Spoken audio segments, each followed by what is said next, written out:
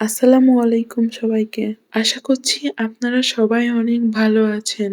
আলহামদুলিল্লাহ আমিও অনেক ভালো আছি। আজকে আমি আপনাদের সঙ্গে শেয়ার করব অল্প উপকরণ দিয়ে কোনো বাটা মসলা ছাড়া কিভাবে ঝরঝরে খিচুড়ি রান্না করা যায়।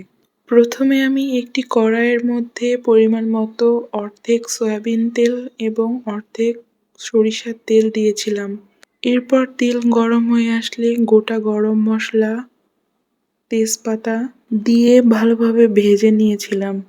এরপর আমি এর মধ্যে ১ কাপ পেঁয়াজ কুচি দিয়েছিলাম। এরপর আমি রসুন বাটার পরিবর্তে এখানে আমি গোটা রসুন ব্যবহার করেছি। এগুলো হালকা ভাজা হয়ে আসলে এর মধ্যে আমি ১ কাপ চেরা কাঁচামরিচ দিয়ে দিয়েছিলাম। এগুলো ভালোভাবে ভাজা হয়ে গেলে আমি এর মধ্যে পরিমাণ মতো হলুদ দিয়ে দিব।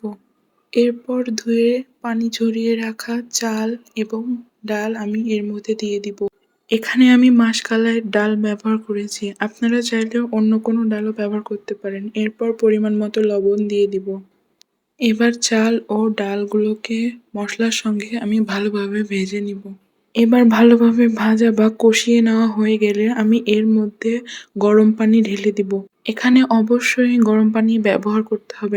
এখানে চাল ও ডাল দিয়ে যতটুকু হয়েছিল আমি এর ডাবল পানি দিয়েছি। ধরুন আমি যদি এখানে ৫ কাপ চাল নিই তাহলে এখানে আমি ১০ কাপ পানি দিব। পানির মাপ সঠিক না হলে খিচুড়ি কখনোই ঝরঝরে হয় না। এবার একটু ফুটে আসলে আমি এখানে গোটা কাঁচা জিরে দিয়ে দিব।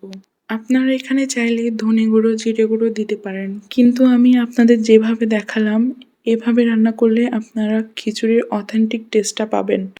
আমি এখানে লো ফ্লেমে খিচুড়ি ২০ মিনিট রান্না করেছিলাম। এবার পানি টেনে আসলে আমি এখানে ঘি দিয়ে হালকা দমে রেখে দিব।